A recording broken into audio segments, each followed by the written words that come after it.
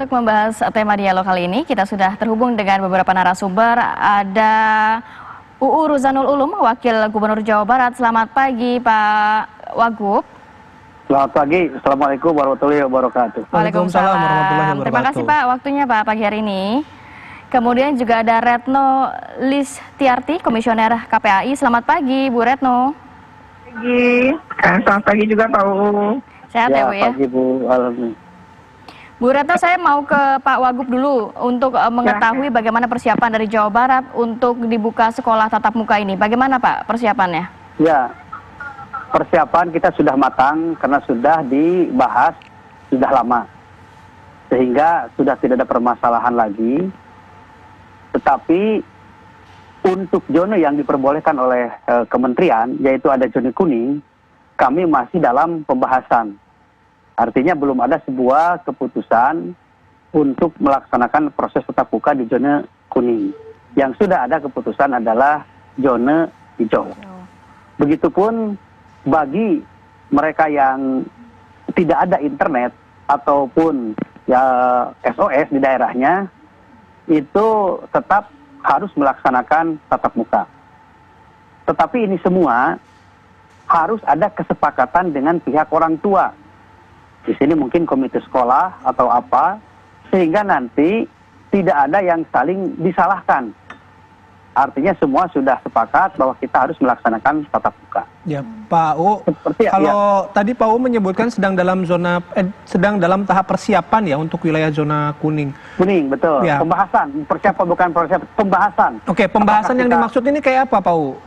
Apakah kita harus mengikuti apa yang dihimbau oleh kementerian, ataupun kita ada keputusan-keputusan khusus tentang hal itu.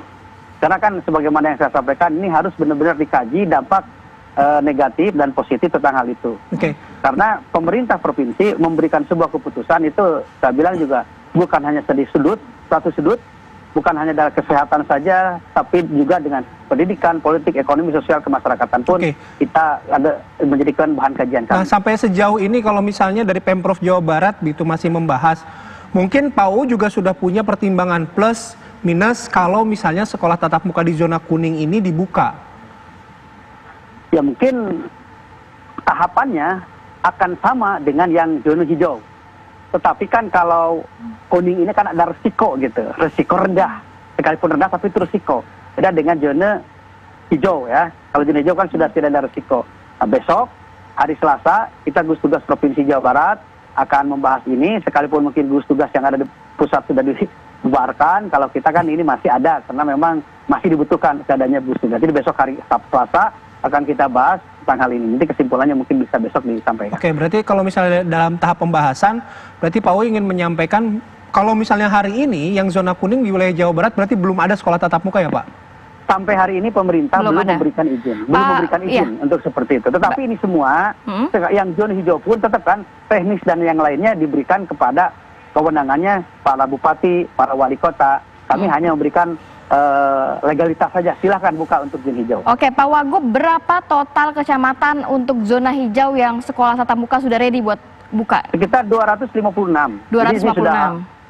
Jadi sudah sekitar setengahnya ya, dari sekitar 600 kecamatan di Jawa Barat ini sudah seperti itu. Jadi kita tetap stagnan penyebarannya, oleh karena itu saya berita gembira buat masyarakat Jawa Barat bahwa Jawa Barat seperti ini, dan juga saya ucapkan terima kasih atas kedisiplinan masyarakat Jawa Barat menjaga situasi seperti ini. Baik, kalau untuk zona kuning seperti Cianjur masuk zona kuning ya Pak ya? Ini untuk zona hijau, zona kuning ataupun zona yang lain, kita tidak per kabupaten Bu, tapi per kecamatan. Per kecamatan, maka kita sampaikan jadi pemantauannya lebih masif lagi. Sehingga tidak ada kabupaten ini hijau, kabupaten ini kuning, tidak, tapi per kecamatan, biar lebih jelas gitu. Jadi lebih spesifik lagi begitu ya? Betul, betul. Termasuk juga pembukaan sekolahnya pun kan tiap kecamatan. Karena sekarang kan dengan zona itu dengan zonasi itu kan lebih terukur lagi. Kecuali kalau memang ada sekolah di zona hijau, sementara muridnya zona merah, itu tidak bisa masuk. Berarti bukan seperti kota Cirebon, kota Banjar, Sukabumi, Garut, tapi lebih spesifik ke kecamatannya masing-masing. Betul, seperti itu. Oke, baik. Saya mau ke Bu Retno. Bu Retno, kalau KPAI menanggapi lampu hijau dari pusat kepada daerah membuka sekolah tatap muka di zona kuning seperti apa? Ya, seperti IDAI, WHO maupun ahli epidemiologi serta KPAI, kami sepakat organisasi-organisasi ini adalah sebenarnya menyayangkan keputusan pembukaan pada sekolah zona kuning. Kenapa? Karena pada zona hijau saja itu belum dilakukan evaluasi dan belum disampaikan ke publik kalau memang pemerintah sudah melakukan evaluasi. Karena kalau berdasarkan pengawasan KPAI itu setidaknya ada 79 pada saat itu ada sekitar 79 ya yang melakukan sebenarnya satu pelanggaran. Data itu juga ditunjukkan sebenarnya juga oleh Kemdikbud sendiri di dalam pemantauan. Dan memang ada daftar periksa. Daftar periksa itu berisi hanya 11 pertanyaan dan tidak rinci di dalam persiapan. Jadi itu hanya bertanya, apakah ada wastafel? Iya, tapi wastafelnya berapa? Muridnya berapa? Airnya ngalir atau tidak? Gitu, itu nggak ada penjelasan. Kemudian di situ juga misalnya pertanyaan bahwa apakah toilet bersih? Dan jawabannya semua akan bilang bersih gitu. Jadi artinya dalam 11 pertanyaan yang dikemukakan oleh Kemdikbud ya melalui aplikasi Bitly sebenarnya itu diisi oleh daerah-daerah atau oleh sekolah-sekolah yang ingin membuka sekolah. Tapi pertanyaan itu ya hanya sebatas tadi. Lalu kami KPAI akhirnya memutuskan untuk mendatangi sekolah-sekolah itu.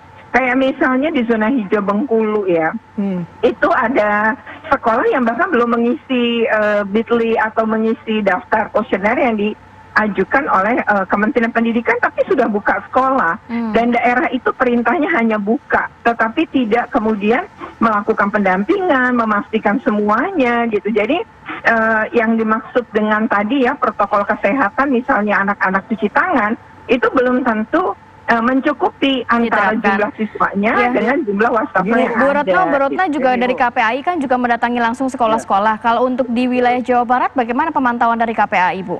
Ya, Jawa Barat ini yang kami datangi sebenarnya waktu itu di Kota Bekasi adalah SMP 18, kemudian dengan SMA 8, kemudian di Bogor itu kami mendatangi Cibinong ya, SMP Cibinong itu kami datangi SMA Negeri 1 Cibinong dengan SMA Negeri 1 Cibinong juga. Kemudian di Depok itu kami mendatangi SMP 22 Depok, kemudian SMP 18, dan di Tangerang itu ada SD juga yang kami datangi.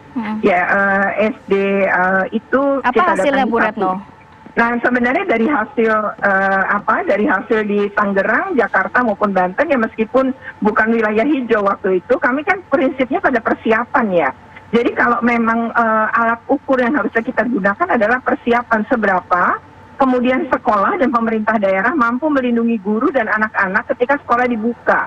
Jadi ukuran kami adalah itu, dan berdasarkan ukuran-ukuran itu ternyata banyak yang belum memenuhi sebagaimana protokol kesehatan meminta. Jadi bahkan belum ada tim gugus tugas di dalam sekolah. Kan perintahnya adalah harus ada pembentukan tim gugus tugas. Itu tidak ada di sekolah-sekolah itu kecuali satu. Jadi kalau dari 15 yang saya datangi, ini saya mau ke Subang, juga akan mendatangi 2 sekolah lagi gitu ya di dalam pengawasan kami dari 15 itu hanya 1 sekolah yang siap. Kalau di kebetulan wilayahnya Pak UU memang, yaitu di SMK Negeri 11 Kota Bandung. Ini betul-betul persiapannya luar biasa. Hanya sekolah ini sebenarnya, karena sekolah di Jawa Barat yang lain juga tidak menggambarkan apa yang kami lihat pada SMK Negeri 11. Baik, nanti kita minta Pak UU untuk menanggapi Pak UU, tapi setelah ini karena kita juga sudah mengundang Gubernur Jawa Timur Ibu Khofifah Indar Parawansa untuk ikut berdiskusi pagi hari ini, dan diskusi ini kami lanjutkan nanti usai jeda. Kami akan kembali sesaat lagi.